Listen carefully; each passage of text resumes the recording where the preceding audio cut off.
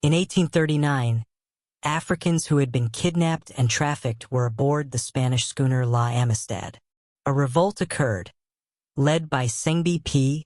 Joseph Sink. The ship ended up in U.S. custody, leading to an international legal case that reached the U.S. Supreme Court. The National Archives summarizes the background: abduction from Sierra Leone region, transport to Havana, and the illegal nature of the capture under treaties at the time. National Archives. This story is survival in 3 layers. Surviving kidnapping and transport, surviving the chaos of revolt and uncertainty, surviving a legal system that could have sent them back. The end result: the Supreme Court ruled in a way that allowed the Africans to be freed. And now we reach one of the most haunting survival lines in Black history. The survivors of the last known U.S. slave ship, people who lived long enough to tell the world what happened.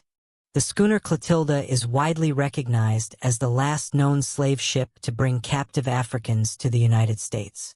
Survivors built a community called Africatown in Alabama, and one of the most well-known survivors was Cudjoe Lewis, Oluel Kasola, who was interviewed by Zora Neale Hurston in the late 1920s.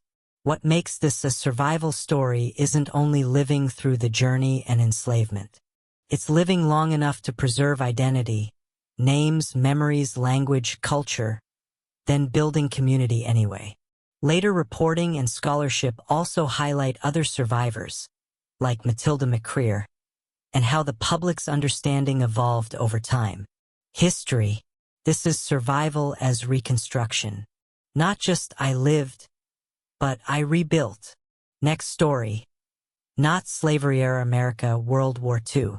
A man survives the ocean for hours while saving others. Official military recognition came later, but the survival happened that night. During World War II, Charles Jackson French, a U.S. Navy sailor, became known for a rescue during the Battle of Guadalcanal period. The U.S. Navy has an official piece about dedicating a rescue swimmer training pool in his honor, describing his heroic actions and legacy. Navy. Accounts describe him towing a raft with survivors for hours until they were spotted and rescued. An extreme test of strength and endurance. Whether you focus on the ocean itself, exhaustion, or the willpower required to keep going, this is survival at the edge of human limits. And what hits hardest is that stories like this were often minimized in their own time. Recognition didn't always match the reality. That gap is also part of Black history. In the late 1700s, the French colony of Saint-Domingue, modern-day Haiti, was the most profitable colony in the world. Sugar, coffee, indigo. Behind that wealth were hundreds of thousands of enslaved Africans forced to work under brutal conditions. But among them was a man who would eventually change the course of world history. Toussaint Louverture.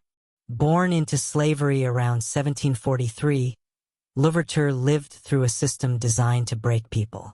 Violence, forced labor, no legal rights. Yet somehow, he survived long enough to learn skills that would later make him one of the most formidable military leaders in the Atlantic world. When the Haitian Revolution began in 1791, enslaved Africans across the colony rose in revolt. But revolutions rarely succeed. Most rebellions are crushed quickly. This one didn't. Over the next decade, Louverture emerged as the revolution's most brilliant strategist. He led armies of formerly enslaved people against 3 European powers, France, Spain, and Britain. And they won battles no one expected them to win. For the first time in modern history, enslaved people defeated major European empires on the battlefield. The revolution would eventually create Haiti, the first Black republic in the modern world, in 1804. Louverture himself did not live to see the final victory. In 1802, he was captured by French forces and imprisoned in France, where he died the following year. But the revolution he helped build survived. And the nation it created changed the meaning of freedom across the Americas. It proved something that slave empires had always feared, that people who survived oppression long enough could eventually overthrow it. In 1963, a woman was arrested in Mississippi and beaten so badly in jail that she would suffer injuries for the rest of her life.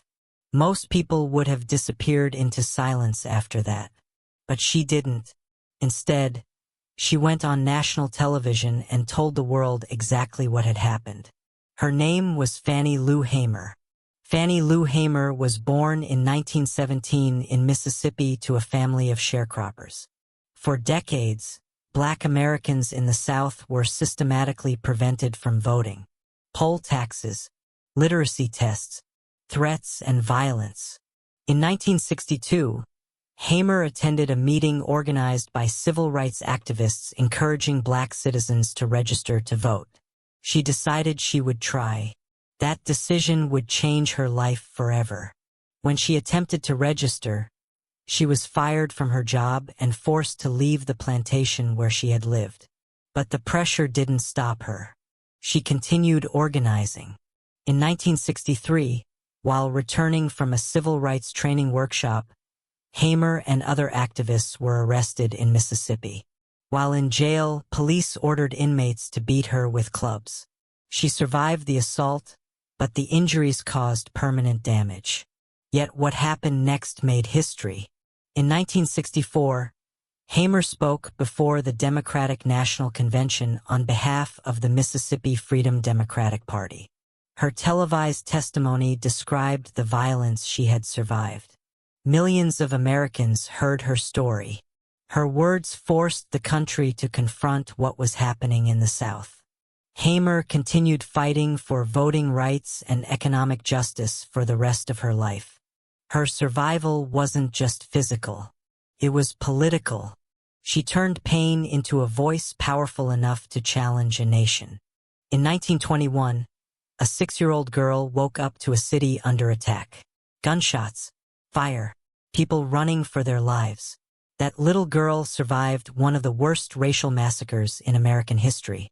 And nearly 100 years later, she stood before the United States Congress and told the world what she saw. Her name is Viola Fletcher. Viola Fletcher was just 6 years old when the Tulsa Race Massacre began on the night of May 31, 1921. She lived in Greenwood, a thriving Black neighborhood in Tulsa, Oklahoma.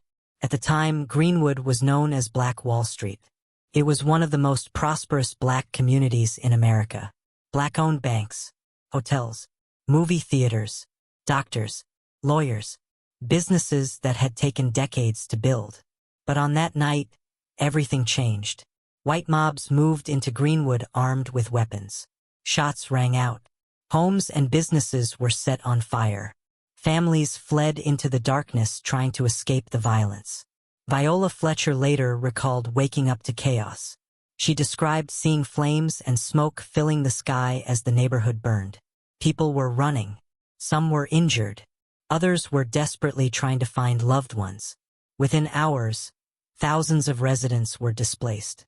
Entire blocks of Greenwood were destroyed. For a 6-year-old child, it was the kind of night that never leaves your memory. But Viola Fletcher survived, and she carried those memories for decades. For much of the 20th century, the Tulsa Race Massacre was rarely discussed publicly. Many survivors lived long lives without ever seeing justice. But Fletcher lived long enough to tell her story again.